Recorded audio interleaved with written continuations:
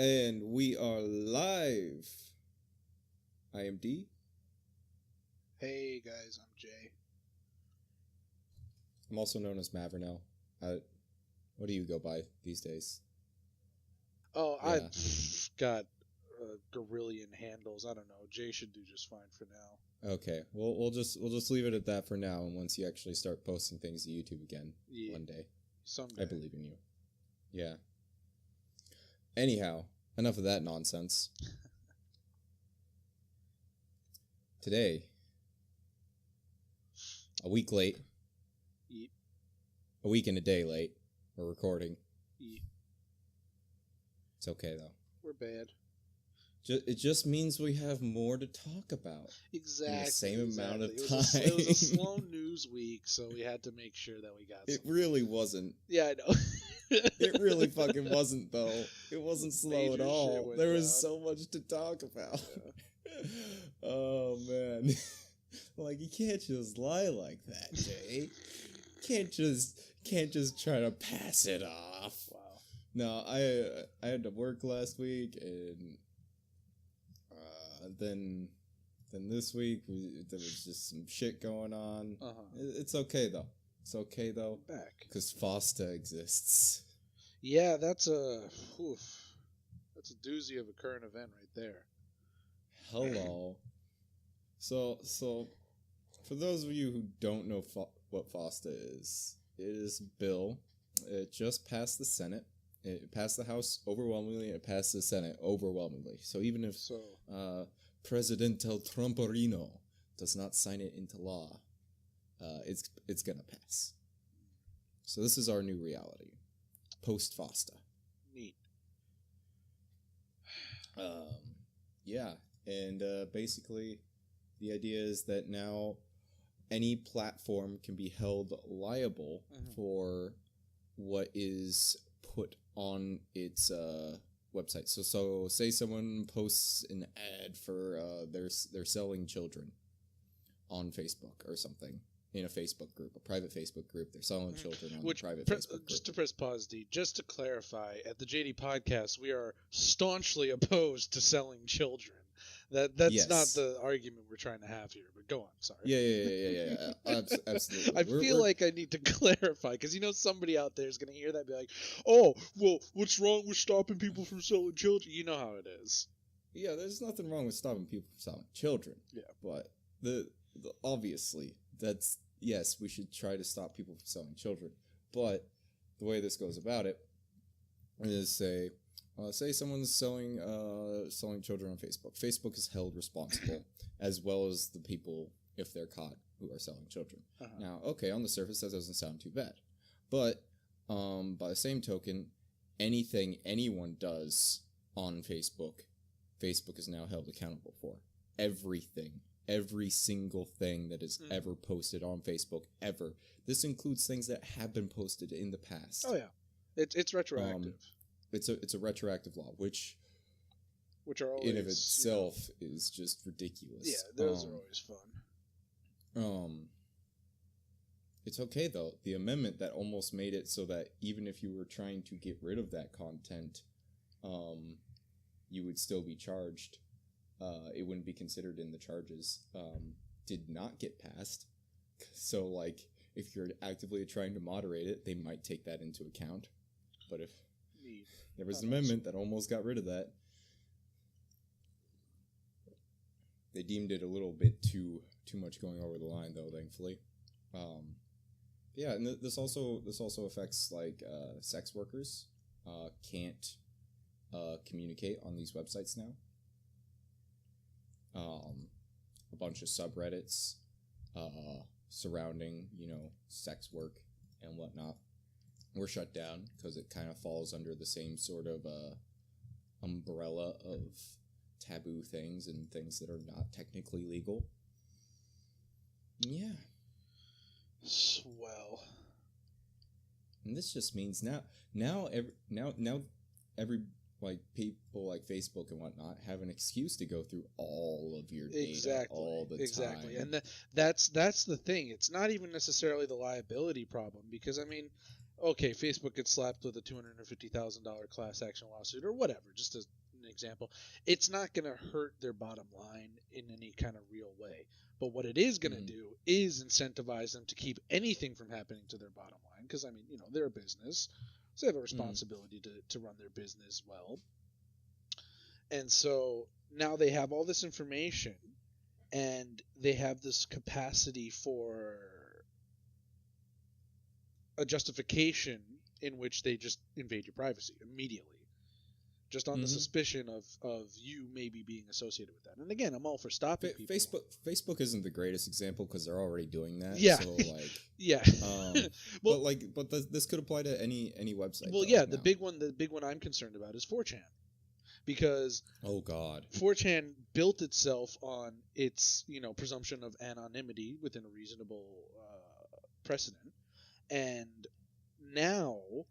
It's not a big site. It's not a hugely profitable site, so it can't really afford to be subpoenaed and forced into a position where it's got to defend itself and, make sure that it doesn't get screwed over by somebody using their site that way. Well, and here's the thing: we've already been on this road with 4chan before, right? And yeah, this is why we have stricter moderation on 4chan now. Right, exactly. That's why certain content is just outright banned now and everything like that. But they solved the problem themselves because they identified it early on and they solved it their way, which I'm all for. I don't think the government should be getting involved in that at its site-by-site basis. I think that in terms of specific cases, yeah, absolutely, you want to stop sex trafficking. Yeah, absolutely. Me personally, I'm not really pro-prostitution. I don't mind. I am. I don't mind sex work, but I think that there would be significant oversight if we just legalized it outright, and you'd see an uptick in STIs and an uptick in deaths related to STIs and stuff like that, and over time that would probably level out. But I want to make sure that if we do go that route, and if it does get voted and ratified legally, that it does not cause people to die for no reason. You know what I'm saying? No, like well, that's the thing about prostitution is like I think it should be legalized because that will make it safer for everyone involved in theory. Because then you can regulate it, and then hey, guess what? You can tax it. Right. That's my argument for legalizing anything most of the time is like, oh boy, guess what? We can tax it. Yeah, that's a good point. I don't know. I'm mostly neutral. That's my inner liberal. My own moral core just says like maybe people should I personally think sex is something that people should take a little more seriously than like a business transaction, but that's just me. That's oof, I got fucked there. I personally I don't engage in that, and I don't think I would even if it was legal. Like I might try it out, but I don't. It's not me. Right. It's not for me. But there are plenty of people who that is for, and who are fine with it. Right. I think I don't see any problem with legalizing it, and I only see benefits from legalizing it, personally. But that's just me. Yeah, and like I said, I'm mostly neutral on it anyway. But the salient point with this legislation, I'm just reading through it right now. And I'm looking at an aggravated violation of what constitutes an aggravated violation. Whoever using a facility or means of interstate or foreign commerce or in affecting interstate or foreign commerce owns, manages, or operates an interactive computer service. Now that's extremely vague terminology for a law that has this kind of power. Oh no, it's actually extremely specific terminology. An interactive computer service. It's actually. Oh, it's referred to in the communication. Okay, I just read that part. Yeah, so it's referred to in the Communications Act. Okay, cool. Anything that provides a service on the internet, so say a website, or any portal that provides access to the internet. Right. So like a public library would consider a portal that provides free access to the internet. Right. So. I don't know if ISPs are counted under that. That is I would imagine something I'm not sure on. Right? I'm pretty sure. but I'm not certain on that, so I'm not going to say one way or the I'm other. sure but Comcast and Time Warner will lobby to be excluded, but Yeah, possibly. Yeah. Well, I don't know, but at any rate, it's very specific, but it's also very vague. You are kind of right. It is kind of vague. It's very general. So the part that really gets me is when they mention conspires to or attempts to do so with the intent to promote or facilitate the prostitution of another person, and then it goes on to mention prostitution or facilitating the prostitution of 5 or more persons, or acts in reckless disregard of the fact that such conduct is occurring. Essentially, it says such conduct contributed to the sex trafficking in violation of 1591 subsection A. So essentially, what that means to me, and maybe I'm interpreting it wrong. I mean, I'm not a lawyer. I'm just a guy who likes to read law. Yeah. But what that means to me is, if it's like a see it, say it kind of obligation. So if you see a post like that and then do not report it immediately, you're culpable as an entity that operates that website, and that to me is bonkers. Yep. Oh, you haven't even gotten to the good part yet. Let's see here. Where is it?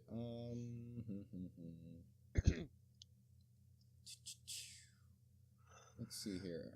Jeez, I think I need some more coffee, D. I have a mug of tea next to me. I came prepared. Yeah, I might put a pot on in a bit. I've been using my French press a lot more.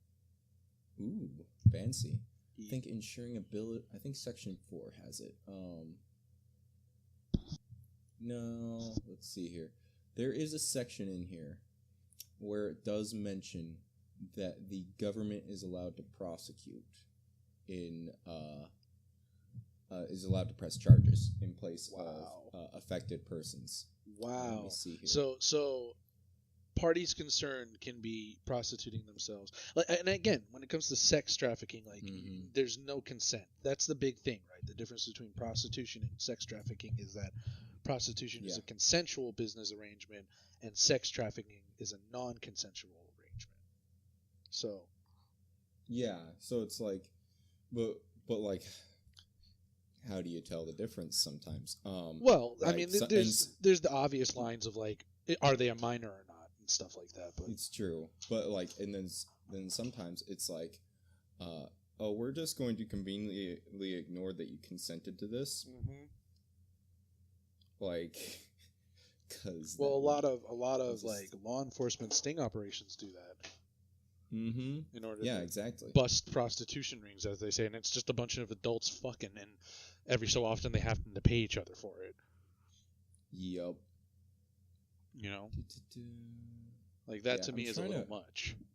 Yeah, I think so too. I'm trying to find this bit.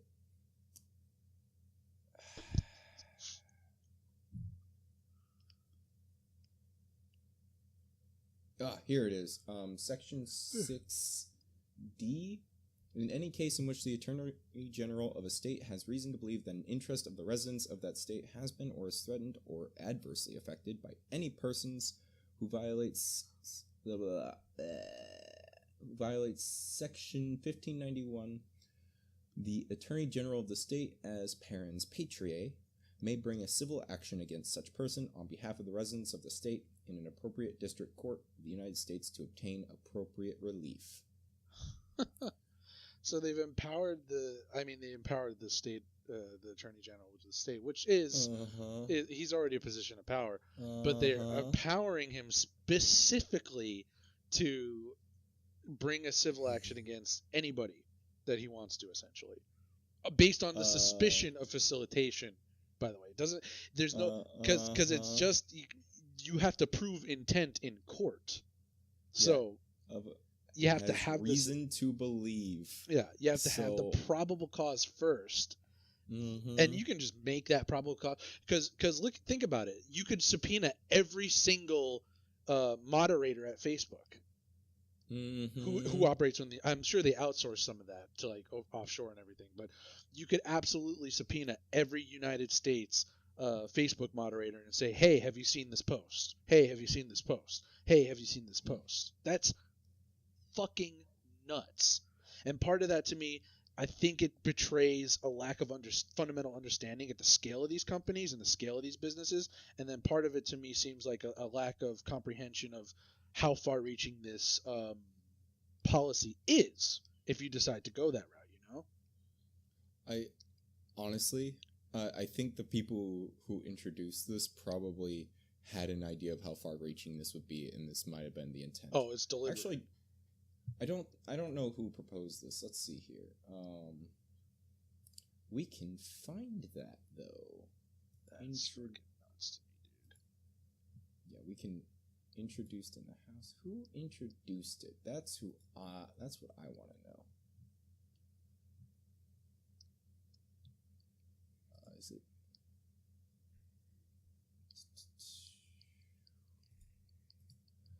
I'm sure it's in here somewhere, but yeah, this bill is just insane. Yeah. Is generally my. It's way too much power because it's arbitrary. It's, oh, hey, I think this like, what about satire, right? Like, what about posts that joke about sex trafficking or joke about prostitution or things that are part of like let's say, like ARGs and alternate reality games and shit like that. Mm-hmm. Where do you draw the line in that? And are you really gonna tie up the state attorney in perusing potentially reported case? Like, how are you gonna enforce this law? Are you gonna have squads of people combing the internet for this? To me, that sounds like a bit of a waste of taxpayer money. I mean, I understand you want to stop sex trafficking, you want to track down sex trafficking rings, but I don't think this is the way to do it, man. Well, and that's not necessarily the thing. I think it's just this gives the current system more power to prosecute. Right. They're not creating new systems to resolve sex trafficking issues. They're making it so that they can treat a symptom, which really this is doing is they're making it so that they can treat a symptom of the disease, and all this is going to do is drive sex trafficking rings even further underground. Yeah. Mm-hmm. And this doesn't even just affect sex trafficking. This also affects drug trafficking. Basically, any illegal activity that occurs online. Right. This affects. So, yeah. Wow. Yeah. I don't know. On the plus side, hey, we can get bad guys maybe easier. On the minus side, you're going to inconvenience literally everybody to do it. Well, what's going to happen is the small fry are going to get caught. Yeah, you'll get like the 5-man operations. You'll get the the people that aren't internet or tech savvy, but all the real motherfuckers out there that are doing these horrible, heinous acts. First of all, they have too much money to get caught. Second of all, they are not operating on the public, not operating on what we would call the regular web. They're on what they call the dark. They're in the dark web. Yeah. Yeah, the so-called dark web. Yeah. Oh. The underbelly of the internet. Yeah. But yeah, it's just. I know. I read. I think it was on MSNBC. I was reading. Craigslist got rid of their personal section because of this. Mm-hmm. Craigslist got rid of their personal section. Reddit shut down a bunch of their subreddits. What else? There's like whole sites that are just shutting down. Yeah. That are just. Yeah, there was like a site that sex workers used. It was literally just for sex workers. I think maybe Backpage you're thinking of? Might have been. Yeah, I think it was Backpage. Yeah, I've heard about that one. Yeah, I'm pretty sure it's just dead now. I know there's like a bunch of them. Like, I don't know. I thought for a while like Instagram was one of those, or not Instagram, Snapchat. I don't really keep up with, as you can tell here, I'm not really savvy on social media. Yeah. But I have a Twitter, and that's about it. And I use like once a month. I pretty much killed all my social media recently because it's just it was so toxic to my life. Of course, I'm still on YouTube all the time, but it's a little different. YouTube's alright. I don't really count YouTube as a social media site. It's more of a television stand-in. Yeah. Like I don't. Yeah, I that's a better literally way of don't looking want. at I it. get TV for free, and I literally don't watch television anymore. So it's like, There's no reason to, because it's on a schedule. well, it's Like, just not why would you fun. watch something? Yeah, it's not at all enjoyable. Why would you watch something on a schedule when you could just get it anytime you want it? Yeah, on demand. I don't have to watch. I don't have to commit 30 minutes. I can watch content that's like anywhere from 5 minutes to 4 hours. I can be really choosy. I don't have to commit myself to uh, like a political echo chamber. Typically liberal political echo chamber at that. It's great. Well, I mean, Fox exists. Well, I mean, like that's my point though. I don't have to just watch one or the other. I can watch Young Turks, laugh at them for being stupid, and then I can go watch Crowder or Ben Shapiro or anybody else. Yeah, fucking Young Turks though. Yeah, Ugh. yeah, they have truly degraded beyond all redemption at this point. My mom used to watch them back in the day. Yeah. When I still lived with my mom, and she really liked them. And I remember watching them even then, and I was just like, why are you watching these people? Well, I used to like them too. Like I won't say like. Like is too strong a word, but I used to. Even when I was far more liberal than I was now, I never liked them. Yeah, I used to watch them because like I enjoy engaging with the opposition. I don't want to be that guy that doesn't just talks and doesn't know what other people think, you know. But the thing is, when your thoughts are so, you know, juvenile and malformed and completely unthought through, I have a hard time taking them seriously. Like when they have the double think about gun control, where they don't want regular civilians to have guns or high power weapons. Only the police and trained military officials should have that. And then they say, oh, we cannot trust our government because it's being run by Donald Trump and he's commander in chief. It's pure doublethink to me. It's insane that they would make that dichotomy and even make the issue about that. It's not new either, because they've always had this. It's one of the reasons why I never liked them. Can't trust cops, but they're the only ones we should give guns. It's like, come on, dude. Yeah, that sort of thinking is something that they've always had, and it's why I never really liked them, because I didn't think they were very, very good at representing liberal viewpoints. Right. Yeah, and they were never any even good. Even issues I agree with them on, like legalization of certain drugs and narcotics and stuff like that for recreational use. Even the way they present those opinions annoys me. I just don't. Yeah. Yeah. Like, oh, if you're how do you think I feel? If you're concerned about like the potential negative effects, you're a fucking bigot. It's like, come on, dude. Yeah. Well, yeah, and they don't make arguments. They just name call. Yeah. That's what it is. Yeah. It's just obnoxious, is what it is. I will say though, the night of the election in 2016.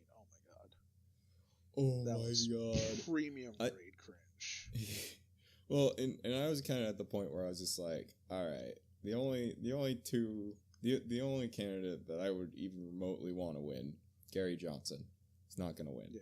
I don't even really want him to win, if I'm going to be honest. Mostly just want him to win so that way Hillary and Donald Trump wouldn't win. Yeah. And that's how I felt about Donald Trump and Hillary too. It's just like, if one of them wins, nobody else wins. So there's that. Yeah. So I was just like, yeah, it was pretty comical. Of course, then I had to deal with, like, I was still dating my ex at the time, my latest ex, and she was having a meltdown because she thought the world was Donald Trump was gonna start hunting down the gays and everything, and she's bisexual, so. Oh, come on! First of all, every chick is bisexual, so she would have gotten a pass. Trump digs that. You know he's like, yeah. Yeah. So it's like, oh, she's beautiful. She's a beautiful woman. Look at them, two beautiful girls. You know, he's all about that life. Yeah. And, well, that's the other thing, is he's not anti-gay. He's like the first president who's come into office pro-gay. Yeah. And I think people forget that until recently he was a liberal. Yeah. Until it was convenient for him not to be, basically. Yeah, I mean, that's very apparent in his policies and the way he acts, is he's very liberal. Just the way he presents himself in office, he's not a Republican president. despite what he might say. He does not act like a Republican president. Well, like, one of the things I will say this about Trump. I like a couple of things about him.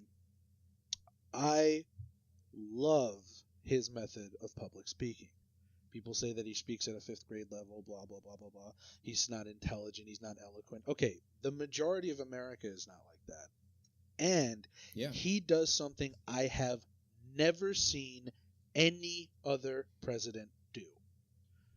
When he goes to a public event, he reads the crowd and asks their opinions.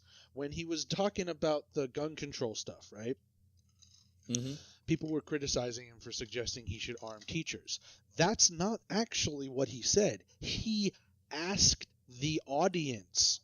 He was like, hey, I had an idea the other day to arm some teachers with guns or allow teachers who already have concealed carry to carry in class. So these are people we've already vetted as stable. They've passed a background check and they've been law-abiding citizens for however long they've been. And he was saying, what do you guys think? He asked the audience, what do you guys think? Can I get a show of hands? Who's for this? He literally asked the American people what they want. And some of them were That's fantastic. And a ton of people were against. He's like, all right, well, it doesn't look like I got so much support. I'll take that back to the drawing board. We'll work on the idea and we'll come back to it. I have never, not since maybe Lincoln or Washington or like way back, I've never seen a president do that ever. And that to me is a huge. Implying you're old enough to have seen that. Yeah, I know, right? Yeah, I'm just a vampire. Yeah, but I've never in my life seen that. I've heard of it. I've heard of that in the old annals of American history. This weird thing called democracy, where you give everybody a chance to speak and think. But I've never seen a president do that. Well, it's kind of I feel like that's just he's more in tune. Well, he acts like a human being. Yeah. First of all, he's just a dude from New York. That's literally it. Well, and it's not. Well, and this is something I've been seeing more and more is people like being interacted with, and you see it on YouTube. Oh yeah.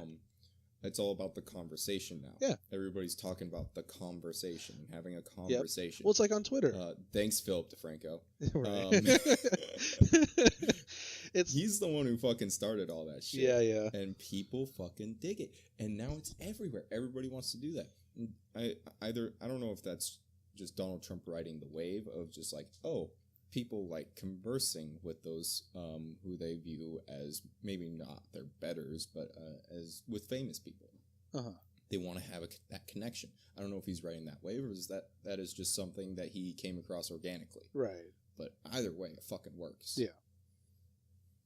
Well, I think it's a byproduct of the social media like revolution and it's one of the good things that's a byproduct of the social media revolution because absolutely it's like a lot of Hollywood stars, a lot of people in the public eye in general nowadays, they talk about how hard it is to be under pressure from people, right? But the reason they're thinking that way is because now whenever they say anything or expose themselves in the public eye, let's say they go on 60 Minutes and they do an interview. Whereas before they'd get, 10 letters from super dedicated fans being like, hey, I supported or didn't support that and here's why. Or, hey, you suck, go kill yourself. Now, all I need is my phone. I'm going to tweet Matt Damon, you fucking suck, die, scum. Or, hey, man, that was really cool. I appreciate what you did. I want to talk to fucking Denzel Washington or, I can't think of movie stars right now. Keanu Reeves or somebody. Like, he doesn't really get too political. Yeah. But, people who are engaged in the political conversation in Hollywood, I can just talk to them. And there's a decent chance that they're going to see what I'm trying to say to them. That didn't used to happen. And that's completely changed the way we engage with people. One of the things I've thought about this is like, what would I do if I was president? I'm not really interested in running, but, I have a lot of free time and an idle mind. So I was thinking about this stuff. And I was like, well, one of the things I would do is every single week on Saturday, I would do like a remixed version of FDR's Fireside Chat, where I'd run a YouTube channel and then talk about shit that I can talk about that's going on in the country. and talk about how I feel about it and how I think about it. And then I would have a poll at the end of the video, like, okay, here are a few ideas for legislation I have. Tell me yay or nay, do you think this is a good idea? If you don't think it's a good idea, submit a ticket to whitehouse.gov/ whatever, institution I put in my cabinet to handle that, and we'll filter your suggestions up to me in the Oval Office, and I'll take a look at those. I personally think that we could revolutionize the dialogue of like American democracy if we had more presidents pushing harder for like actually speaking to the people. Obama was almost the prototype of it, really. Like he almost did a good job with that. Well, no, Obama really did start that though. Yeah. Like he was the first really tech savvy right. president. Like he was on social media. He was there. He was there in a much more I would argue professional and more old world manner. Yeah. Would be the way he approached it. But he was there more than any other president, and that really set a precedent. I think that's the reason he won in 2008. Honestly. Oh, it absolutely is. If you actually look at any of the analysis of that election, that is his social media presence is absolutely why he won. Yeah. And I'm saying, like, we need to take that as a country. We need to take that a step further, and because we could really have, legislation by the people for the people. We could have American ideas, and not just like, we could buy. Essentially, what we have now is. We have a bunch of idiots who say they represent us, so that means that they have to check off these boxes on the Democrat or Republican side of things. So I'm a Republican, I've got to be pro-life no matter what, I can't have any leeway or give on that, otherwise I'll lose my base. And that's not true. Most of the people that they're talking to are people who are not willing to budge on the issue at all. But most of Americans, I strongly believe, would be willing to break bread about it. So absolutely, we're not getting the actual will of the people through our representative republic anymore. So what we need to do is change that. And if we just, flat out bypassed the people who are not properly representing us anymore and just went to the big head honcho and said, hey, here's a bunch of laws you can introduce into Congress that we want, I think that would be revolutionary. And imagine if our senators and our representatives were reaching out to their local constituents in the same way through the internet. Like, that would be amazing. People would participate in that. It wouldn't. The framework is already done too. Like, there's no infrastructure you need. Twitter has Twitter polls and official fucking verified. You can make it a thing where it's like only blue check marks can respond to you. Maybe not that. Maybe not the blue check. I know they're trying to increase the number of blue check marks. They're trying to like change the vetting process, but I don't know that I feel like you'd get a bias if you only did that. Maybe just open it up to people who have had an account for a certain amount of time. Yeah, I don't know. That is something of a problem, but even so, like you can do like you could do a discussion process and whatnot. Like have a stream, talk to your constituents. Like say I'm a senator or something. I'm doing a live stream. I'm talking about what's been going on in Congress and my take on what's been going on, and some ideas I've had for bills that maybe I want to put through. And then I'm like, all right, guys, I laid these ideas out for you. Here, click on this link. This will take you to my website where you can register, put it down your address, name, so that way we can get you on file. We can compare you, make sure that you're actually who you say you are, and then say yay or nay on this idea. Right.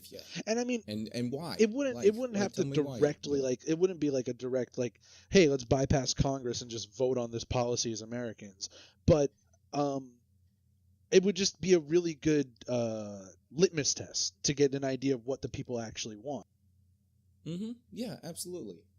And honestly, you could even have it free of a lot of bias because, immigrants can have Twitter accounts. People from other countries can have Twitter accounts. And, hey, maybe the decisions we make in the United States could have an effect on foreign policy some of the time. So we'll weight those ideals and those opinions against, what they might be worth to us. Yeah, it's definitely worth some consideration. I think it would need a lot more work. I think you need a really like tier, like your cabinet would essentially need to be very significantly built around that kind of engagement as a president, because like you need the administrative process to do it. Well, you'd almost need another. You would almost need like a head of social media. Right. Which I think Which- Trump has. Does he? I don't actually know. I know he has somebody who vets, like who proofreads his tweets or something like that. Probably some intern. Yeah, some kid in the White House. Imagine being able to put that. Whoever's on your doing that, needs to get needs to get better. Like, cause Yeah. holy shit, some of his tweets. Oh my god, what the hell? Of course, I'm pretty sure he just bypasses that process. Yeah, I'm sure every once in a while he's just got his Twitter account on his phone and he's just fucking live tweeting. Yeah, I think that's most of the time. Yeah. But I think that like right now we're so inundated with bipartisanship because of the fact that people are afraid to lose their seats in power in Congress and the Senate, or Congress and the House. That didn't Trump the other day say something about doing term limits for Congress? Yeah, he brought it up, and they were vehemently opposed to it from the Democratic Party. Of course they were, because they got I bet Trump. they were. Donald Trump said it, so it's got to be the fucking word from the devil. Except for that was one of Bernie's. That was one of Bernie's biggest things. That was one of Obama's ideas. That was one. That's been going back in the Democratic Party as an ideal for fucking decades now. Mm-hmm. And it's like, come on, man. It's just you're just purely partisan. You're not gonna at all break any kind of bread on this. Yeah, I'm very disappointed in the Democratic Party because they are supposed to represent my ideals and they are not. Many of the ideals I have, rather, because they're just generally where I fall is to the left. We've already stated. Yeah, this. we talked about this. Like it bears. I mean, it bears repeating. It's whatever. Yeah, it bears repeating. Like I fall to the left. The Democratic Party is supposed to be on the left, Right. and they aren't acting like it. Yeah, for sure. They're acting like authoritarian bigots, and I don't condone it. I just can't process like why they would be like that. Mm-hmm. It's been, I don't know, man. It's the side effect of losing touch with the people, because again, the people do not think that way. Most of the people on the left are reasonable. Most of the people on the right are the reasonable ones as well. And what you find is at the extremes, the loudest voices are going to be the people that are like, yeah, get rid of every Mexican in the United States who's here illegally. Like that, obviously that's not going to fucking work. Or on the left, you'll have like, oh yeah, all white men should get rid of their fucking privilege and quit their jobs and let a person of color in there. And okay, obviously that's not going to fucking work. So it's like on both ends you have we these. already saw that happen in South Africa. Well, yeah. Oh my god. Oh my god. We will talk about that in a bit. Oh my god. Is there something new with that? Well, essentially they acknowledge that it is a humanitarian crisis, but what they did was they cast it as a humanitarian crisis because, if the farmers leave, the native South Africans will starve. And it's like, wow. So you're telling me it's not a humanitarian crisis because white people are being killed in droves, massacred on their property, on their land.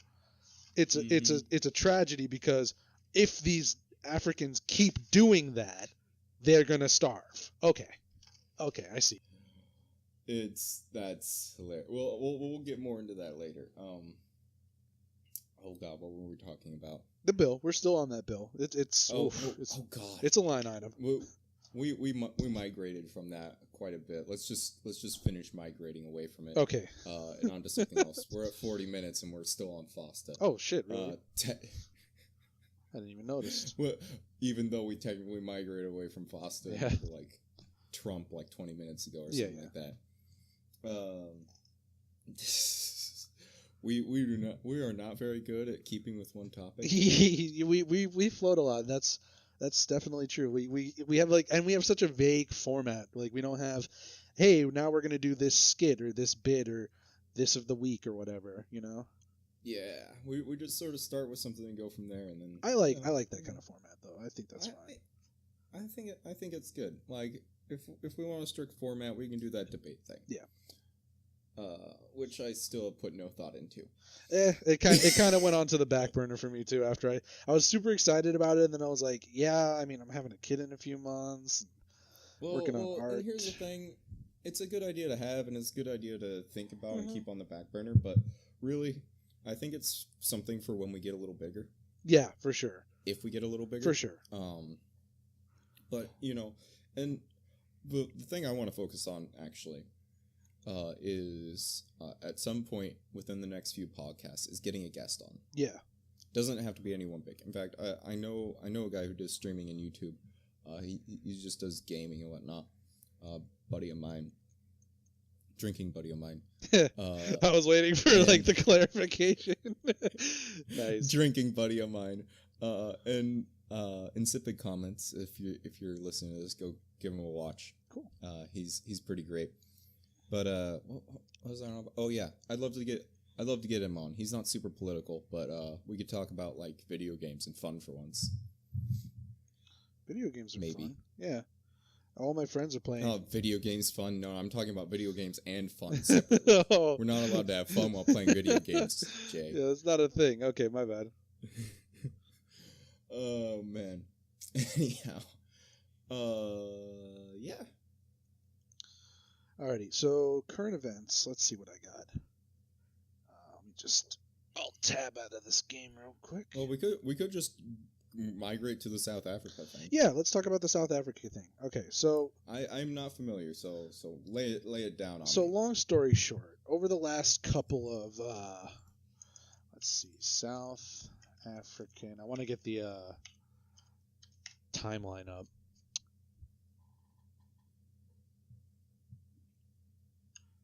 Wrong to ignore, blah, blah, blah. Our white South African farmers, refugees. Okay, yeah, that was a recent development. So about 5 years ago, some people snuck into this guy in Brisbane. Brisbane's in Australia, am I right? I don't know. Look it up. Hit me up on Google. Brisbane. I want to make sure I get this all right. It might be in South Brisbane. I don't. It's not giving me. Brisbane. I'm getting like some Bane. Yeah, it's just pronounced kind of funny. Oh yeah, that's Australia. Okay, yeah. So it's a dude from Australia, but he was in South Africa.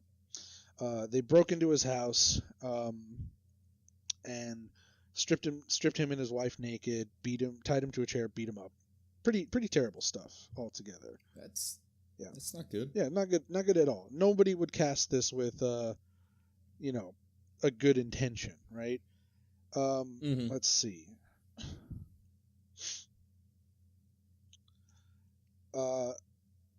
After that, there's been like kind of an uptrend of people being assaulted, white people being assaulted by black, natives, they say. Like I don't know what the right terminology is to not sound like a racist, but I know that there's the Afrikaners, or the Boers as they call them in South Africa, which are all the white people, the Dutch that came over and settled. And I say settled, but it wasn't really a pleasant settling and all that. But for the most part, they were doing all right over the last couple of whiles. But tensions are rising. No, I think it's easy to just say white people and black people. Yeah, there's white folks there and black folks there, and then you can, you understand which is which. That's the division they're using, so let's just use it. Sure.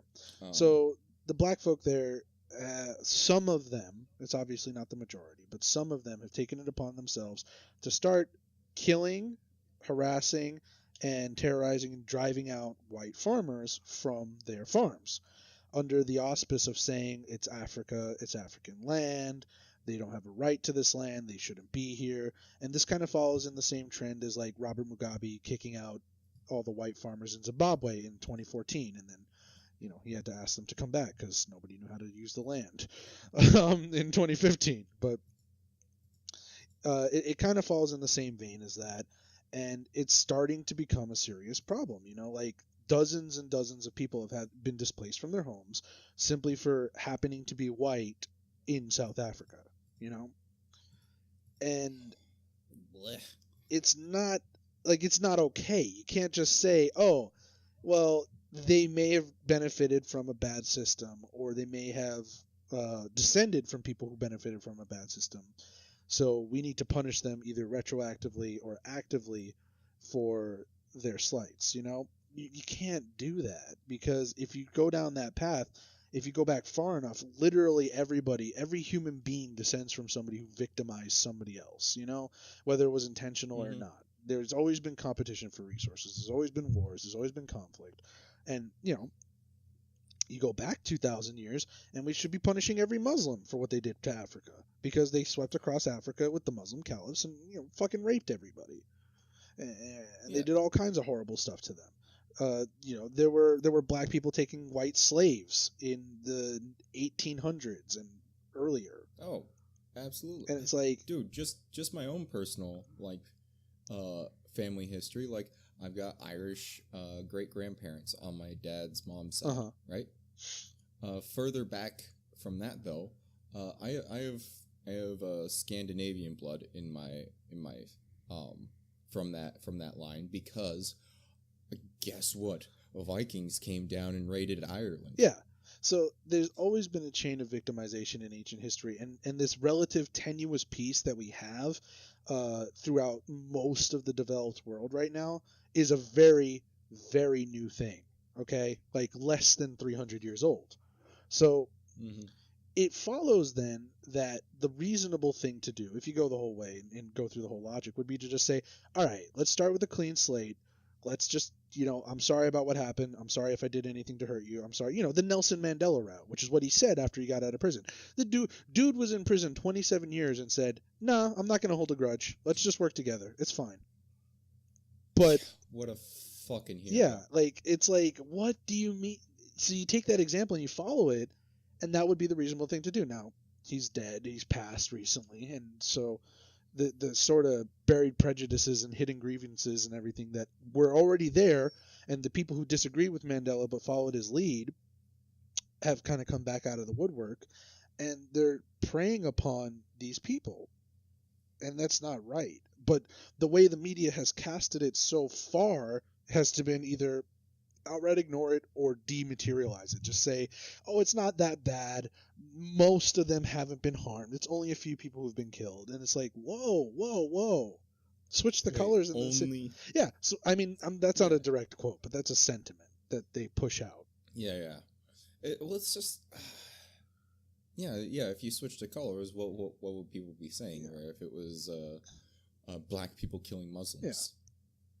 Like, or something like that. I don't even know. Like if it was black people killing Muslims, I think the left might have a fucking Here's an article from the Independent about this that is fairly recent. Yes, it's 3 days ago. This was published, and somebody from not really their land. Yeah, so this dude Julius Malema, he is very obviously a he's an Idi Amin in sheep's clothing kind of a thing, where he's part of a group called the Economic Freedom Fighters. And pro tip about African history: anytime you hear the word freedom fighters, People's Republic, Revolutionary United Front, anything that has the words democracy, revolution, freedom is bullshit. It's literally just a cover to kill people. And this has been the case since the Rwandan genocide and the fucking Nairobians and the fucking Somalis and all of these things that have happened in Africa since they joined the rest of the world in terms of like their exposure to a global economy. And this dude is saying that, the English colonial invaders and the Dutch colonial invaders have taken the land through violent crime against humanity, which is mostly true. Okay. What they leave out is, those people did that a while back, and very few, if any of them, who really participated in the brunt of that crime against humanity are still kicking today. But this dude's taken it upon himself to say things like shoot the Boer and which is, shoot the white farmer, and all that stuff. Yeah. And it's like, it's really fucking bizarre because it's like they can't make the connection that if they actually go through with this and kill everybody or kick them out or whatever they want to do, who's going to be running those farms? who's going to run those farms? The South African natives, the blacks, for lack of a better term, don't have the skills, the trade skills, or the knowledge, or the years of history. Maybe they just think, well, they'll get humanitarian aid from the United States. Say again? Maybe they just think they'll get humanitarian aid from the United States. Well, from the UN, but let's be real, it's from the United States through the UN. And I wonder if that's what they think. They'll get food aid or something until they can train these people up, right? Like, because that's got to be the train them up. Well, that's got to be the play, right? They get a UN resolution to send education forces and food and peacekeepers and shit down there to keep the country intact while they finish killing off all these white people or evicting them, right? Mm-hmm. But the problem with that though is you see those situations, and you've seen it elsewhere in Africa where the UN goes in, gives these poor people tractors, and then they sell the tractors. Well, and then they ask the UN for another tractor. Well, it's way worse than that because it's not an instantaneous, conversion like, oh, all the white people are dead, now we can, we got UN money and food coming in, right? Like, it's going to take time, and they're obviously not going to want to wait. They're not going to want to not genocide people for a while. And, that entertains the idea that the UN would essentially be sanctioning a genocide. Mm-hmm. Like, yeah, well, that's crazy. Yeah. Like, I don't know if they would, but I think that's their logic, though. Yeah. Well, obviously, like some of these quotes in here, right? Like, they're attacking at the throat of whiteness. They want to get rid of, yes, any community in the world would be a better place without anyone referring to themselves as white and shit like that. It's like, wait, what? By definition, whiteness means white hatred of blacks, he said. Yeah, that's crazy. This guy is incredibly radicalized, and again, I understand where he's coming from. He got a tough break. He's in Africa. People he cared about, people that probably mattered to him, were harmed by white occupation or white inhabitation of Africa. But you cannot turn around and prosecute people that had nothing to do with those crimes in the stead of, oh, well, the guy that was a slave master or was an apartheid perpetuator to my parents or to me is dead and gone or has already been tried and found. Like, you can't just turn around and say, oh, well, now I'm just going to do the same thing to all white people. Yeah, it's ridiculous.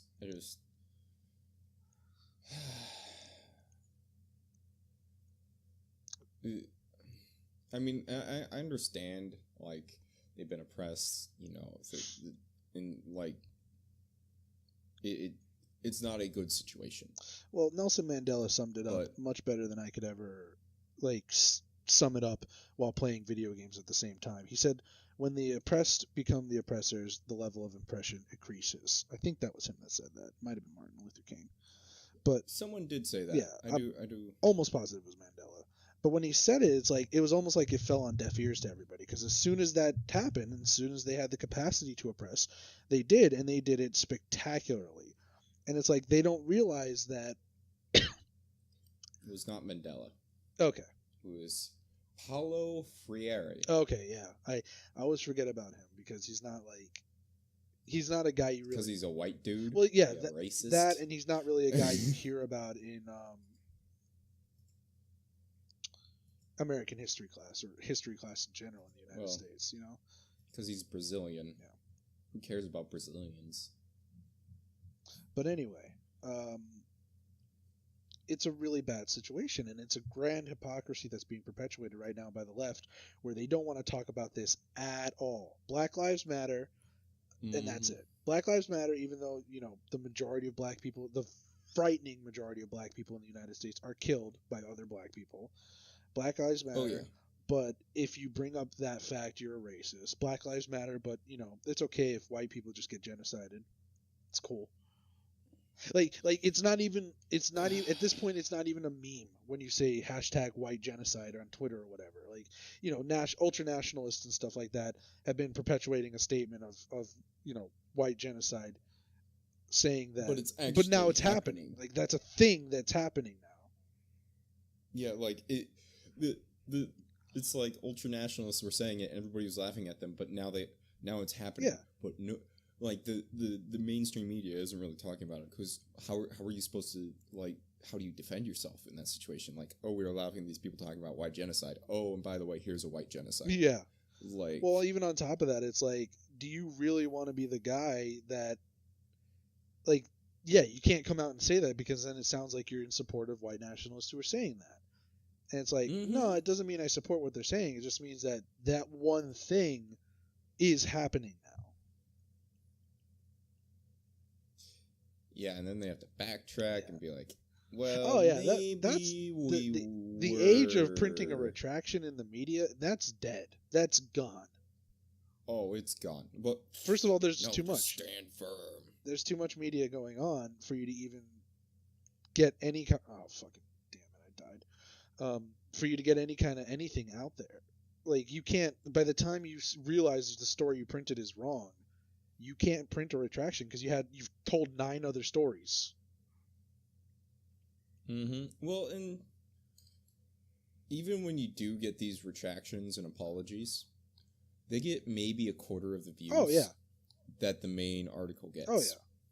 Because people are attracted to headlines, and this isn't a new thing. People have always been attracted to headlines, but it's become exacerbated by social media, where people just look at a headline and then click share. Yep.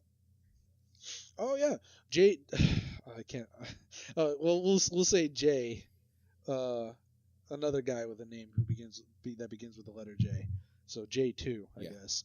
J. Oh god. Yeah, he does that posted. So much. He posted that article from Politico about Rick Santorum's quote on. Didn't actually. So Santorum said, to the effect, they paraphrased this quote to the effect of saying, "Oh, what are these kids doing? They're protesting to get somebody else to solve this problem for them. They should be doing stuff to solve the problem for themselves as individuals," or something to that effect. They should be taking CPR classes, learning how to avoid issues of a school shooting. Now, here's the thing, right? That part of the quote is fucking stupid, admittedly. I don't know what Rick was thinking. He's just grasping at something. He's just like, I don't know. They should do something constructive. Yeah, he's trying to form a fucking statement there, but that statement is one of complete and utter stupidity, because CPR doesn't cure bullet wounds, Rick.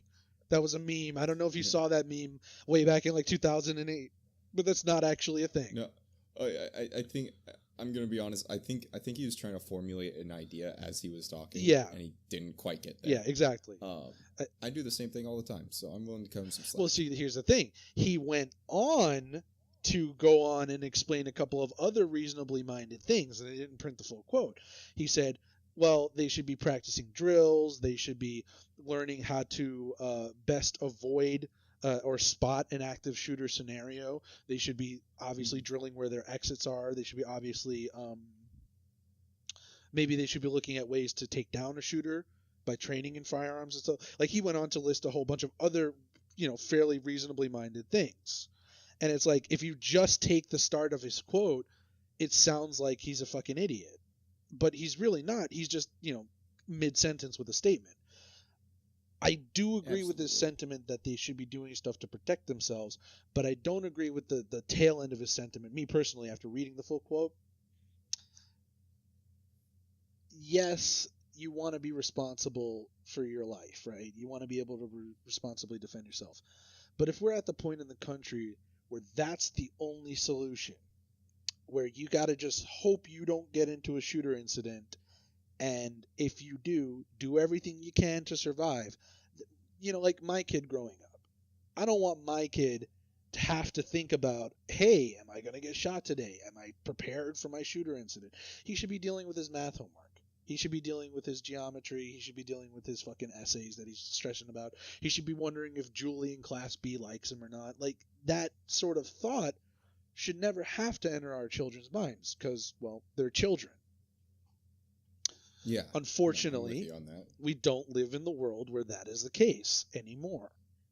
I don't know if we ever really did. Maybe we were just deluding ourselves. But I feel like it's only just gotten more attention. Yeah, is what's happening. Yeah, I agree with that sentiment. And it's like, and I think the attention is actually exacerbating the problem. There's actually papers that have been done on that say that media attention actually increases the amount of school shootings. Yeah, some of that's inconclusive. There are copycats, but there's not necessarily an impetus to say like the thing they were highlighting in that study was saying the name and releasing the kill counter and the names of the victims causes people to want to do it as well, right? There's not necessarily any evidence to support that, but there is some evidence to support that just the act of hearing about a shooting might trigger somebody to want to do it as well. So, and that's a weird catch-22 because, I mean, it's news. You kind of have to report the news, but, you know, that's a whole thing. Yeah, it's just, I don't think it's helping anything by reporting, glorifying the name. Printing the dude's manifesto, talking about his personal life, what kind of games he liked. I doubt that's helping anything at all. It just gives people who are already mentally unstable something to connect to. Yeah, it gives them something to latch on to. Oh, I'm like that yeah, guy. I like Black Ops. Maybe I like Call of Duty. If you like Call of Duty, maybe I should do what he did. Yeah, it's funny. Most of the dudes that shoot up schools, they're into like sim games. Actually, they're into like Sim City. Really? They're into like Sim City and Civilization and shit like that. Oh, Which doesn't speak. Yeah, sense. I mean, I like those games too. So it's like, I don't know, maybe. Well, I liked those games, and I thought about shooting up my school. So. Well, there you go. Oh God! Yeah, that was the thing in the past.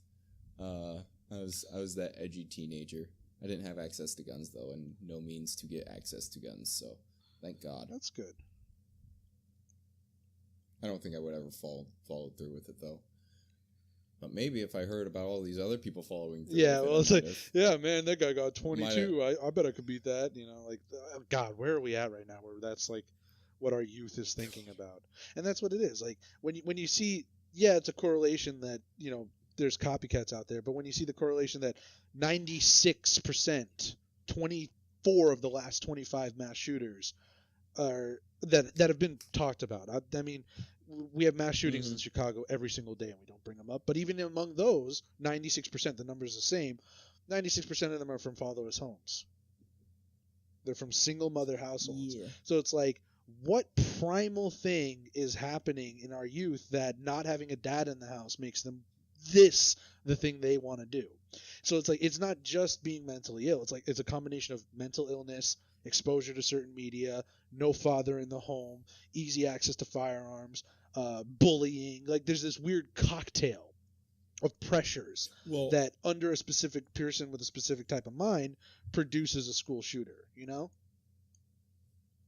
Yeah, the thing that's interesting about how these people have been obtaining their guns is, like, lately what we've been finding out is that the latest school shooters have not been obtaining their guns legally. Because the current laws have been being enforced more strictly. And there have been times where they obtained a gun legally, and it was because a system was not being enforced properly, or they got a gun, and then they were under watch from the FBI, and then nobody did anything because somebody made a clerical error. Or yeah, they visit a kid's house 37 times and don't arrest him. You know, weird. Yeah. Fucking Christ. Yeah. Well, or at least get him some fucking help. Like, dear God, something. I don't know. If you have to visit a kid's house that many times, like, come on. I don't know. I am not the guy with the answers. I'm just good at pointing out problems. Yeah, right. Good at griping, and that's about it. Yeah, good at griping. It's one of my favorite activities is bitching about shit. So yeah, but no, it's like like Sandy Hook. Let's take Sandy Hook as an example. A lot of people like to leave out that even in the scenarios where the firearm was purchased legally and held legally, it wasn't held legally or owned legally by the fucking perpetrator of the crime. It was like somebody else's guns. Mm-hmm. So, like, for example, Sandy Hook, the guy killed his mom, and he killed her with her gun.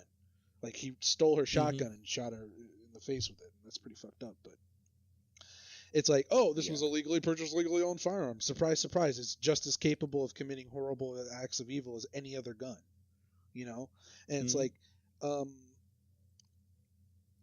and that's a difficult question to deal with. That's a difficult problem to associate with, because you can't, like, I'm of the mind, there are people who disagree with this, but I'm of the mind, you can't fucking repeal the Second Amendment, man. You can't. The second you do, you're going to have one of three things: an immediate civil war, because all those people who don't want to get rid of their guns aren't going to get rid of their guns, or you're going to have a system of years of strife and like this slow burn of trying to enforce a fucking nationwide repeal, or you're gonna have a situation of just utter chaos where I can't, like option 3, I just can't even predict what's gonna happen. So like, and a lot of people like to say on the left, they love to say, oh, I don't want to repeal the Second Amendment, but then as soon as a former Supreme Court justice says, hey, I would have supported the repeal of the Second Amendment if I thought I could get away with it, all of a sudden those same people are like, no, I actually do want to repeal the Second Amendment. Like, as soon as they think there's a position of power where they can speak their real mind about it, they just jump out of the woodwork with it. Oh yeah, no, they're cowards. Oh, for sure. Is what it comes down to. They're just cowards. I don't think we should repeal the Second Amendment either. I think it was put in there for a reason. Yeah. I think it was a good reason. Mm-hmm. The reason being to prevent the government from oppressing the people too much. Any government, any system of government is going to be oppressive. Let's be clear about that. Well, yeah, they have to be. And any system. And I was listening to a talk Jordan Peterson did. It was, oh god, I don't remember which one it was, but he was talking about in part of it how literally any system at the end of the day that organizes, that provides an organizational structure, is by definition oppressive. That's how it works. Mm-hmm. It has to oppress you in order to give you structure. Well, yeah, at the end of the day, any law is enforced by essentially a gun. At the end of the day, you don't follow the law enough, men with guns come to get you, and you either listen to them or they shoot you. And that's it. Yep. And so you have to be, whenever you say, hey, here's a thing I think we should enforce to that degree under the law, you got to be very careful and extremely specific. That's why I'm so against this fucking FOSTA thing, because it's like, even though I personally disagree with prostitution as a practice, I think sex trafficking, sex crimes are heinous, and like, do we have the right to fucking string up Facebook by its nuts and say, hey, you're going to jail or you're paying this fine, and if you don't, we're gonna fucking shoot you? Like, yeah, that's a big jump, man. Well, stringing them up by their nuts for something someone else did. Yeah, that's the thing. For someone else's crime. That's the problem I have with it, is you are attacking someone for the crime of another. Mm-hmm. What? Who thinks like that? Who even thinks like that? You're going to attack this person because this person did something. What? What? Where do you get that logic? Yeah, that's just absolutely insane. It's mind-boggling. I don't know. Maybe I'm the one who's in the wrong. Yeah, no, we're the crazy but ones. I don't fucking think. Yeah, we're the crazy ones. Clearly, we just want to have a society where people get along and don't get infringed on too hard, and follow the rules. I just want everybody to have the opportunity to live a good life. Is that so much to ask? Right. I feel like it is at this point. Evidently. It's too much to ask, but anyways, speaking of Facebook, We brought up Facebook a few times in this hit me. this podcast. What'd they do now? What haven't they done? Let's be honest here. What haven't they done at this point? Because there was that whole thing with the Cambridge Analytica stealing a bunch of data, right? Did we talk about this in the last one, or had that come up yet? By the last JD podcast. I don't think it had come up yet. So give us a quick rundown on that. So, what ended up happening is Cambridge Analytica. There's this company called Cambridge Analytica. Our President Trump, during his campaign, actually employed them. They were fired for being shit, essentially.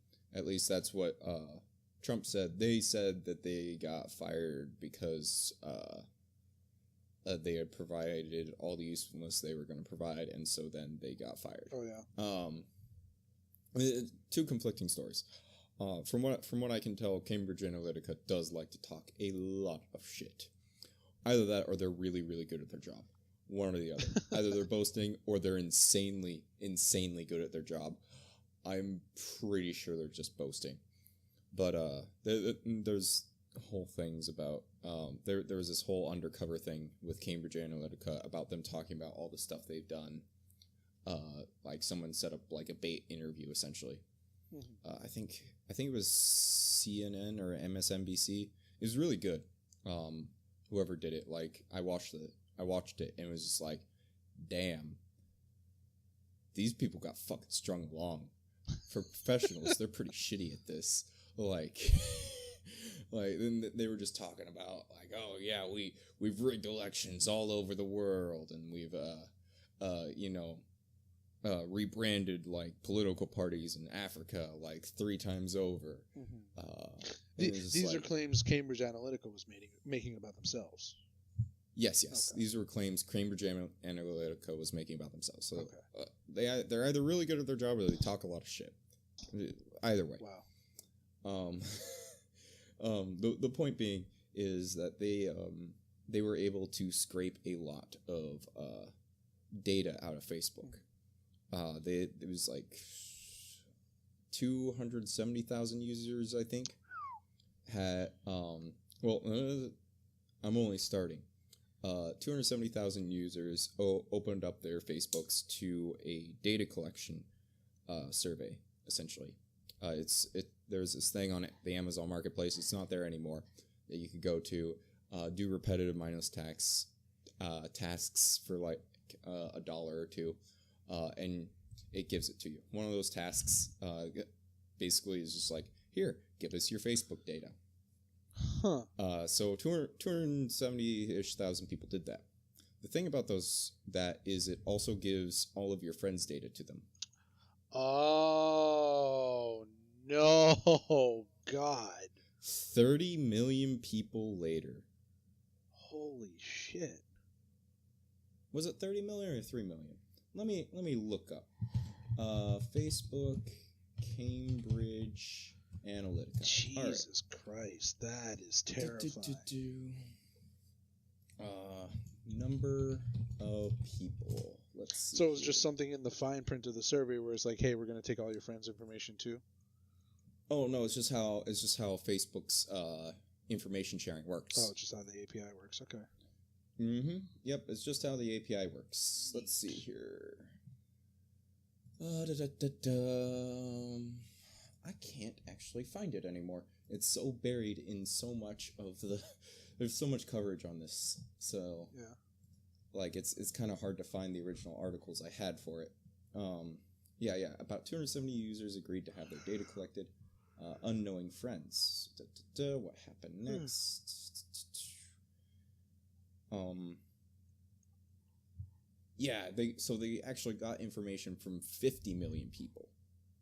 The 30 million number is the number of people they were able to build a psychographic profile from.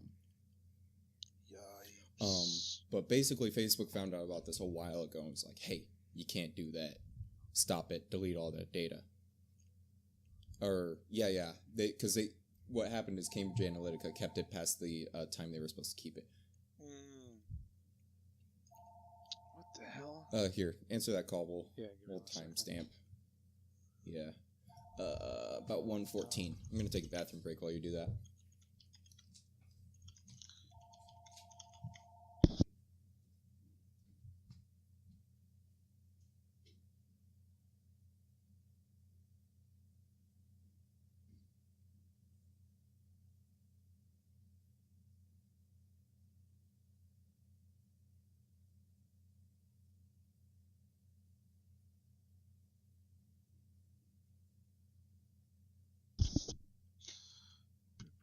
I'm all alone while D is in the can. Boo boo boo, I'm playing Destiny 2 and this game is kind of bad. Boo boo boo boo boo boo boo boo boo. Gonna shoot this dude, he's got a sniper rifle. I'm gonna go away from him, man. Gonna run this way. Boo boo boo boo. Got a grenade for that dude with the sniper rifle. He wasn't standing there anymore, that's bad for me. Oh, this is gonna sting. Ouchies.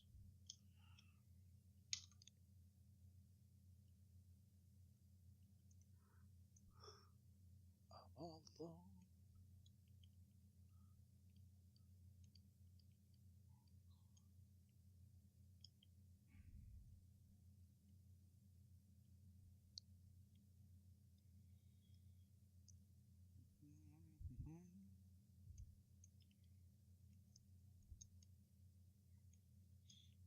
Oof.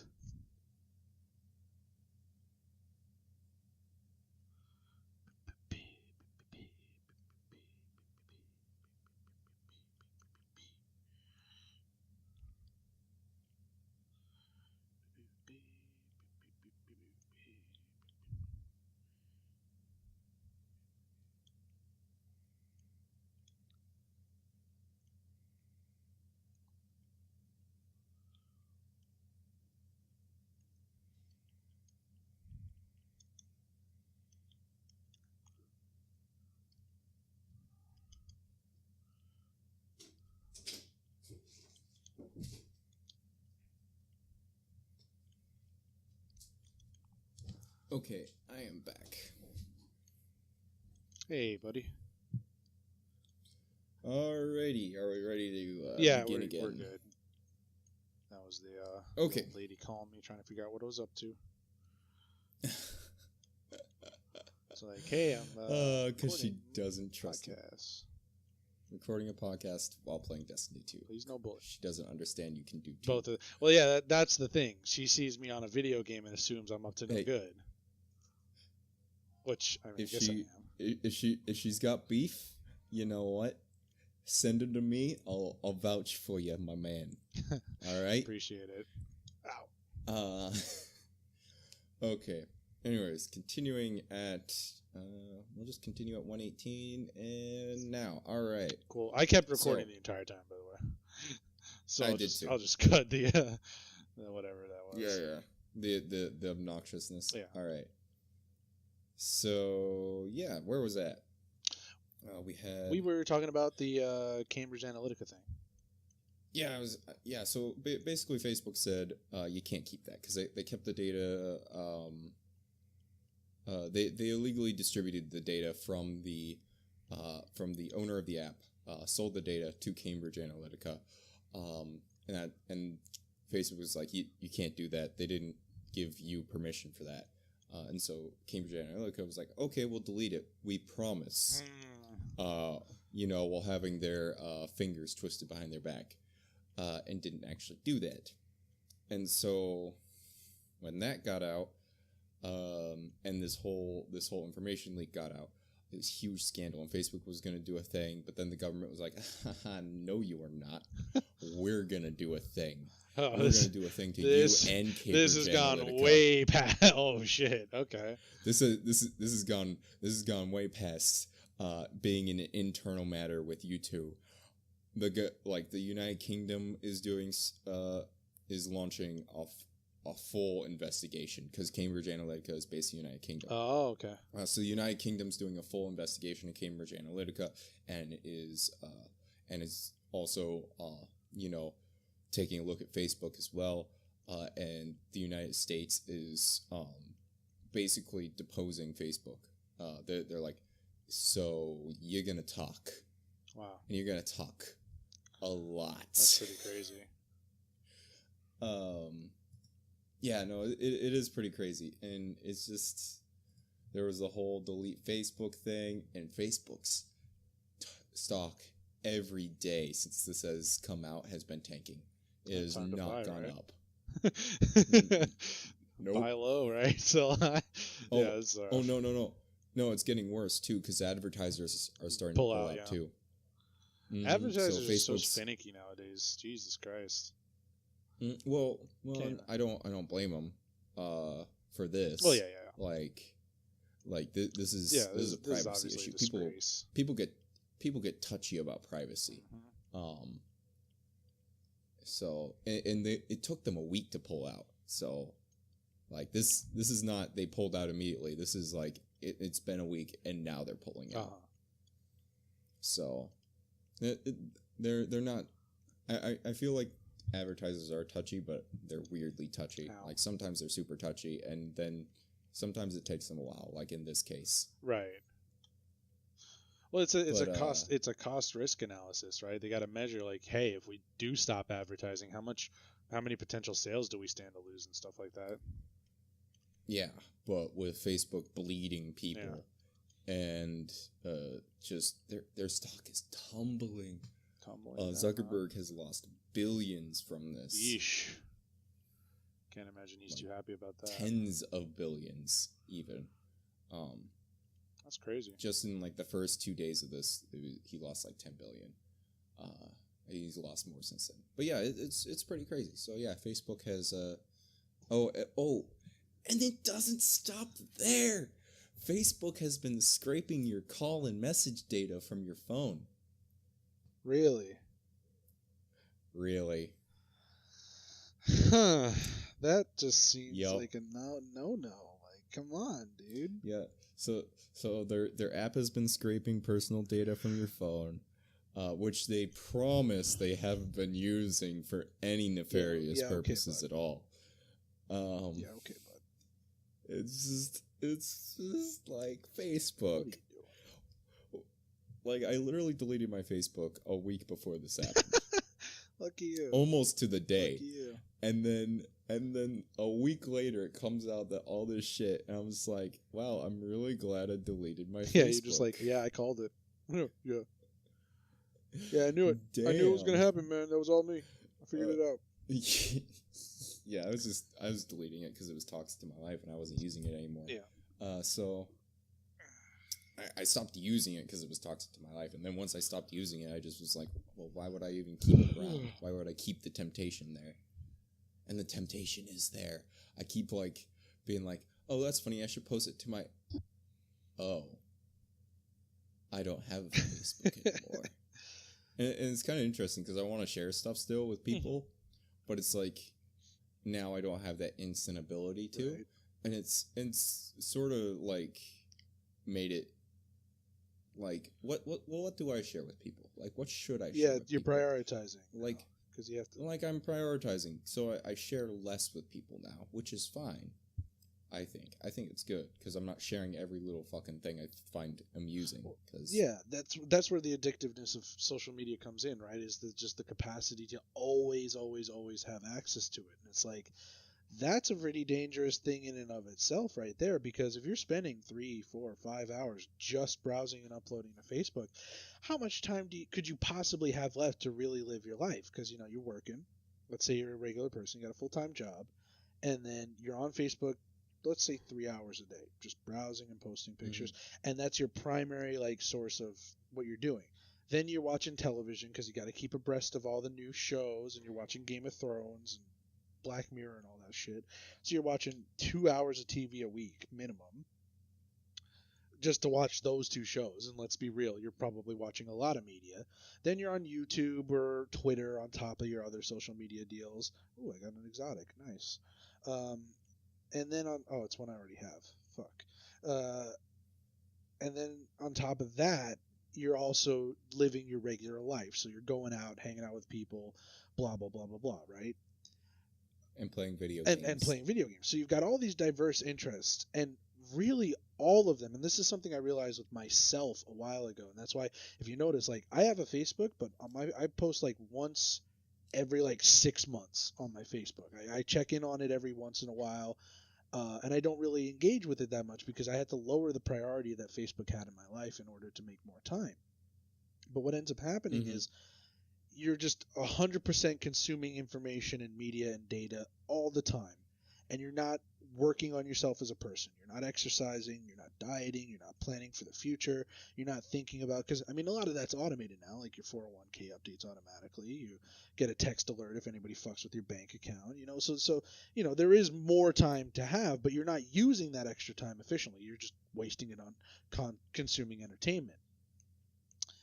And like I remember I'm working on becoming an artist right now, or I guess becoming a good artist, I should say, because technically, all you really need to be an artist is you make art, and it doesn't have to be good art. But I'm working on becoming a better artist, and really I want to be a great artist. And it's like I never realized just how much spare time I had in my day until I had to figure like to really slot in. Okay, how much time do I really have to draw? It's like, oh yeah, I could draw 3 hours a day. I just have to get off Twitter. I can draw 5 hours a day. I just have to not play as much video games. It's crazy because there's only 24 hours in a day, but there's 8 of those are on sleep, 8 of those are on work, and then that's 8 hours to do whatever you want. And most people do not do anything that is going to return to them a long-term joy or a long-term skill developed or a long-term insight to knowledge, And it's like that's crazy to me. And now we have an excuse because we have social media. We can excuse ourselves from bettering ourselves because we say that we're engaging with people around the world. Yeah, absolutely. It's just it. Yeah, it's an excuse. Like it really is. But and that's one of the reasons why I'm it's been hard, but I have been trying to take some more time for writing. Right. I didn't actually get any. Well, I technically did some writing today, but it was actually writing a YouTube script that I'm working on. Nice. So I'm working on a script for a YouTube video. I think I'm pretty much done with it. I'm pretty happy with it. I think this is going to be my final product that I record. But about a show I've been watching. So it's like, hey, I was watching a show, which is technically wasted time, but it was a show I really enjoyed. Let's talk about it a little bit. It's going to be a short, like, little 5-minute video where I recommend the show.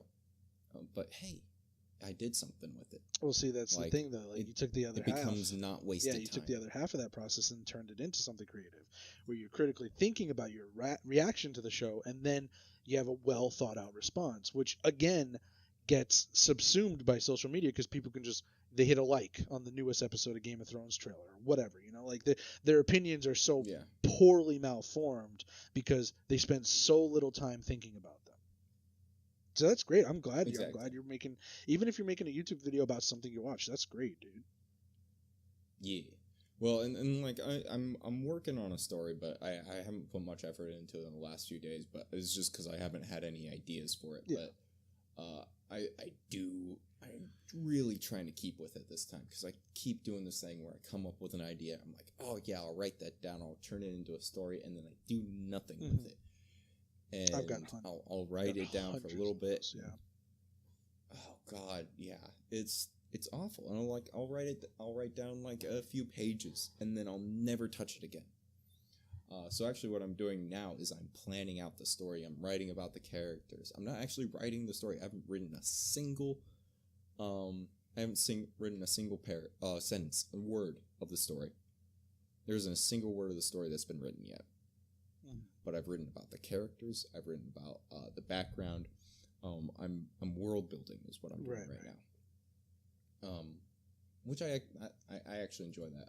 It's one of the things about DMing, like D&D and Pathfinder and whatnot, that I actually really enjoy is the world building. It's like the only part of DMing that I actually enjoy. Actually, DMing is not that fun. Playing the game in someone else's world, that is fun too. but that's something I want to do at some point. Is play Pathfinder again. That's a lot of fun, and it's time spent with friends, which is time spent meaningfully, I think. Oh, for sure. I'm very much of the mind that if you're around somebody and you're enjoying your time with them, then you're good, man. Yeah. At any rate, enough about Facebook and whatnot, and wasting time on social media and just wasting time in general. What else we got for the day? You got anything? I don't know. Vermintide 2 came out. Apparently it's actually pretty fun. It's pretty good. I haven't really played it. I've played a little bit of it. It suffers, for me, it suffers from the same problem that the Left 4 Dead series suffered from. Mm-hmm. Which is? If you're not playing it with friends, it's not fun. Yeah, okay. That's fair. Because it's a generic action game. It is generic fantasy action. Woohoo. If you aren't obsessed with that, then the only way it's going to be fun is with friends. For me, that is the case. Well, good to know. So if you're not playing with friends, don't buy it. The only reason why I bought it is because I have friends who have it, who I will eventually play it with. So it's something good to have in my library to play with friends. That's literally the only reason I bought it. Nice. Alrighty. I've been I'm playing Destiny 2 again. They got their hooks in me. I have for those at home, I have a storied and extremely antagonistic relationship with Bungie as a company. I have played every single one of their games, from Pathways into Darkness way back in 1991. I was a little kid then, but I played it years later. I played all of the Marathon games, all of them. I played Oni. I played all the Myth games. I played fucking all the Halo games. This company was a significant part of my development as a young adult. And they have screwed the pooch with this Destiny franchise again and again and again, and I keep giving them chances, and I don't know, man, they're slowly coming around to the fact that they made a steaming dog turd of a product, and they're slowly getting around to addressing that, I think. And it's agonizing. Every couple of months I check back in, it's they just launched a patch yesterday called the Go Fast update, where it's we're gonna buff recharge rates for all these things, and we're gonna increase people's ability to have fun and feel like a badass and all this shit, and your character runs faster and stuff. And I've been playing it for the last 2 hours that we were recording this podcast, and it's it's okay. There's no new content, there's no big change, there's no new guns, there's no fucking new maps or anything like that. It's just a tweak to the game's engine, and this was supposed to be the big thing that was going to draw people back into the game. And I gotta say, because they've got an expansion coming out in fall, and they're trying to keep people into the game until fall. At the rate this game is going, it is not going to last till then. The player base is just going to be, it's already hemorrhaged players to the point of surprise. It's amazing that the game is still running, and I can find matches and people are still playing it as it is. And the state that it's currently in, it's just embarrassing, man. It really is. So, Jay, have you heard about our Lord and Savior Warframe? Yeah, that's the counter argument, right? It's hey, just play Warframe, but it's the one thing D2 has going for it is because it's so casualized and because it's so content it's got such threadbare content, I don't have to commit any time into it. Warframe, I've seen y'all. I've seen the hours you guys have logged, D, on that Warframe game, y'all in the other Discord server. I don't know, I'm going to be having a kid soon. I don't know if I have the time for that kind of life anymore. Well, and here's the thing, though. I don't have to log that many hours into it. I mean, to get everything unlocked, it does take a bit of commitment. But once you have all the star map unlocked, because that's the big thing, is getting the star map unlocked. Yeah. Once you have the star map unlocked, you completed the 2 main quests in the game. Really, all there's left to do, and this is the reason why Stu stopped playing it, is he stopped playing it because he was like, there's nothing left. There is no end game, which is true. There is no end game.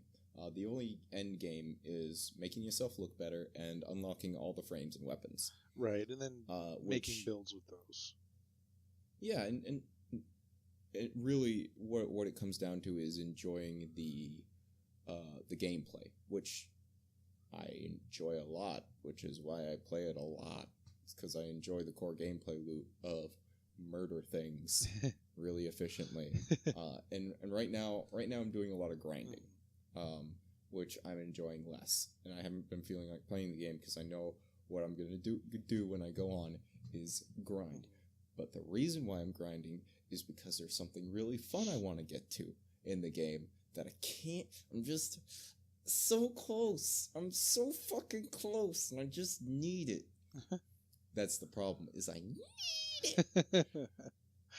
So, and I could see why that might be a problem for you. But, like, here's the thing. I don't necessarily need it. I want it. But, like, I mean, there was a good chunk of my day where I was just like, I looked at Warframe, I was just like, I don't want to play this, and just went fucked off and did something else. Yeah. So, and I mean, like one of the dudes I play with, he has a wife and he has 2 kids. Guy's barely ever on. As a result, but like he does still play. He still enjoys the game. Still finds time for it. But it's like a few hours a week. But he's still able to progress and get stuff. That's cool. So like, yes, you'll get stuff slower, but you'll still get stuff. I can dig that. Like I think my big thing that turned me off from the game was I was playing other stuff when everybody else was getting into Warframe. I was still playing League. I was still playing a lot of like fighting games and stuff like that, which to me are one of those, like a fighting game, a good one, I guess I should say. There hasn't really been a good one for a while. A good fighting game is something I can really sink my teeth into and sink those hours into.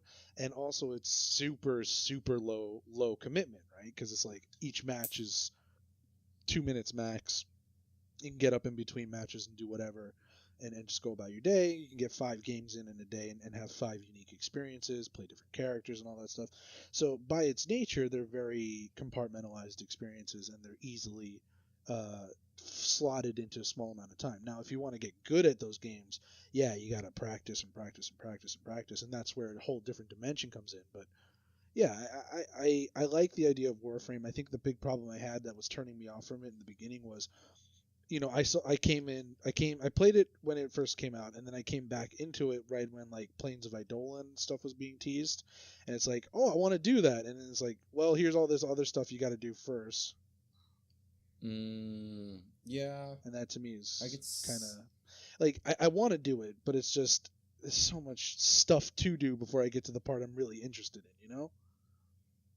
Well, for me, when I got into it, it was really like, and I tried playing it a long time ago, long enough that my screen name wasn't Mavernell. Holy shit!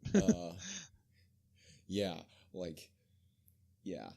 before I got into World of Warcraft. I don't think I knew you before then. What? I think no, I remember. He was like Mole 42 or whatever. Yeah. I was Mole 42, and then I became Mavernell after World of Warcraft was a thing for a while. I was into World of Warcraft for a while. It was like during Cataclysm is when I took the name Mavernell on my Night Elf Death Knight, and then I liked that name better than Mole 42, so I just used that for everything since then.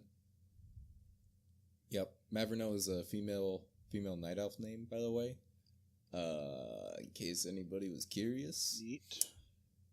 Man, don't make me nostalgic for World of Warcraft, dude. Please. No, please don't. Nothing to be nostalgic over, man. I mean, you can be nostalgic over it. You just have to recognize that the experience that you had is dead now. It's dead and gone. Please. It's been murdered.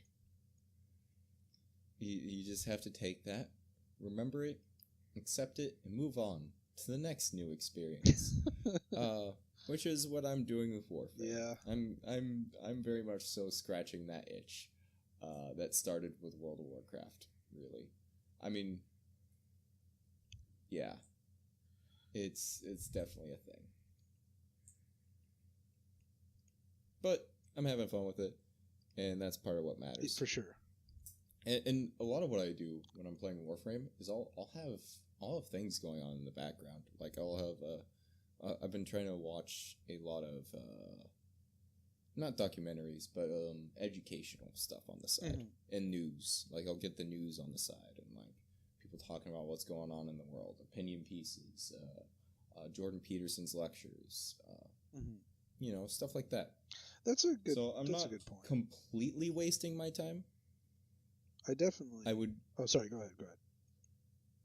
Yeah. Well, no, that's pretty much it. Like, I'm not completely wasting my time. And, like, it could be argued that I'm still wasting my time because I could be doing that stuff while running, which actually something I'm going to start doing. I'm going to have I got one of those little armbands on order. A Fitbit? And, yeah. Whatever. I don't know. Maybe not that brand, yeah, but one of those. It is an armband that I can fit my phone into. It's actually designed specifically for my phone. Okay, so you can like listen to stuff while you run. Nice. Mm-hmm. Yeah. So that's cool. I'm gonna start running again. I haven't been running in a long time, and I feel like it'll be good for me to do that. That's cool. Yeah. So that's the end of my point, I think. Well, so whatever. So yeah. What I was gonna say is that is definitely something I need. Again, one of the best things about WoW for me was I could just veg out, grind a character up, quest in some zone, and at the same time I'd have a podcast going or some new soundtrack for some game or some just trance music or whatever I was into at the time. And it's like I think that it's important, me personally, right? It's important to be, productive and be working on something in your life. I think it's really great to have goals and skills that you develop to achieve those goals. But at the same time, it is absolutely critical in today's society, in today's modern world, to have dedicated time to just decompressing. Because we're being inundated with so much information, so much data, so much uptime and engagement. Whereas before, we're a species where it's like the mundane was the thing, right? Like boredom as an emotion or boredom as a state of mind exists to make your mind sensitive to change and to being a human back in the day was like 99% absolute fucking boredom, 1% sheer complete terror. Because you got to fight a jaguar, or you're out of food, or your mate turned purple because they ate a weird mushroom. So the state that we're in now, where it's like boredom is the norm, or a lack of mental engagement is the norm, is very, very new. So me personally, I think it's really important to have time where it's like, I said that wrong. This system we're in, where we're constantly mentally engaged, is really, really new. So me personally, I think it's really important to kind of get back to that state of, hey, I'm bored, or hey, I'm just doing this thing to turn my brain off for a while, Mm-hmm. Yeah, absolutely. No, I'm with you for that. So it's like... I'm like... And too much of that is not necessarily a good thing on its own, but... That's why I've been watching High School DxD. Oh, That's a turn your brain off anime right there. Oh yeah, anime definitely scratches that itch for me, because 99% of it is just like, some of it's got a great story and a plot, but a lot of the times I'm just watching it for big anime TDs or just explosions, something cool to look at. Well, I do like the story of High School DxD, but also anime titties. Yeah. Like I wouldn't be staying just for anime titties. Did you watch Steins Gate yet? Part of my life. It's okay if the answer is no. I promise I won't string you up. Yeah. Yeah, that's fine. It's on my to-do list because the new season or side story or whatever is coming out next season, but I have 2 weeks before that happens. Okay. There you go. It's a longer format show, so it's okay. And like I'm gonna I'm working my way through school DxD for the same reason. Yeah. So, like, because there's a new season of High School DxD coming out, I'm like, alright, if it's still getting stuff after all this time, it must be at least halfway decent. And there's not too much of it. So, I'm running through that. I'll probably start watching Steins Gate in the next few days, because I keep looking at them and keep being like, maybe. Yeah, but not right now. And going off and doing something else. But it's like, but I'm getting to that point where I'm just gonna break down and watch it. I know it. You can feel it. I know that feeling. I'm like that with a lot of things too. Like people have to pull my teeth to get me to read One Punch Man and stuff like that. Because it's just like, yeah, I like the idea, but there's like I read it once. There was like a lot of it out, and it's like I'm already reading stuff. I don't really want to read anything else. Yeah, I haven't read One Punch Man, but I have watched it, and oh my god. Yeah, there's a lot of like the Murata stuff because there's two comics. There's the original webcomic by one, and then there's the stuff that was redrawn by Yusuke Murata to kind of match with what like the anime looks like. So if you're gonna read it, I highly recommend just reading the Murata stuff, because I mean there's no point reading the webcomic unless you like the cutesy, like fun, badly drawn art style kind of thing. Yeah. Okay. Oh. Well, good to know. I probably won't check it out. I don't really read manga. 20-point fucking run back. We were up so much. What the? Are you struggling there a bit, Jay? I'm fine. It's just like these brain dead teammates. It's always like I have been absent-mindedly pulling 3.0 KDs this entire podcasting session. I haven't really been paying attention to the scoreboard, but I checked my score last game and it's like, oh, I got 30 kills that round. Oh, okay. 30 kills, 50 deaths. All right. Wow. You're only telling us half the story there, Jay. Wow. We actually lost that. Oh my god. 99 to 101. Oh my. I gotta see the scoreboard on this. I gotta see what my teammates did. You fucking brain dead. This dude had a .76 KD. You brain dead ass. Oh my god. That's upsetting. Yeah. That's really upsetting. Hey, I got an exotic Engram though, so whatever. There you go. I don't need to reward it on merit. I think we've kind of broken down at this point. Yeah, I think we're. Unless you got something else. No, we're pretty listless here. we're on like video game opinions. It's not like the last. It's not like the last time where we were at. We're at 3 hours. We were like. Yeah, like. Oh, what we got? We're at 3. Who's editing this one? I kind of want to because I sort of missed. Well, I am giving it to you because I have to work tomorrow. Oh, there you go. I'm not going to have the patience. I'm going to have the time, but I'm not going to have the patience to do it. All right, I'll run the edit today. I'll start it tonight, probably finish it tomorrow. Yeah, and then just send it to me. My hope is to get it up on Thursday morning. Okay. So, yeah, anyway, I am going to end it here. Same. And 3, 2, 1, goodbye, everybody. Yeah, subscribe, share, like our stuff, all that. Yeah. I have other stuff on this channel, too. Watch the other stuff, too. It's fun. Honest. Some of it. I don't know. Some of it's very dry. Not gonna lie to you guys. Some of it's really fucking dry. I'm not interested in lying to the people who are gonna watch Yeah, man, tell the truth. Those what is it? The Stellaris stuff where it's like, yeah, I'm just gonna not talk for 30 minutes. Yeah, you know. Hey, I watched a few of those. They're pretty okay. Just not talking for a while. Yeah, I just forget that I'm recording sometimes. For sure. When I was doing that. Yeah, no, it's terrible. That's why I don't do that content anymore. I can't maintain a constant stream of dialogue like that. It's just not me. So that's why I'm doing more commentary stuff now. Trying to. Yeah. Well, it's very inconsistent. Anyways. Alrighty. Yep. See you next week. Bye. Bet on it.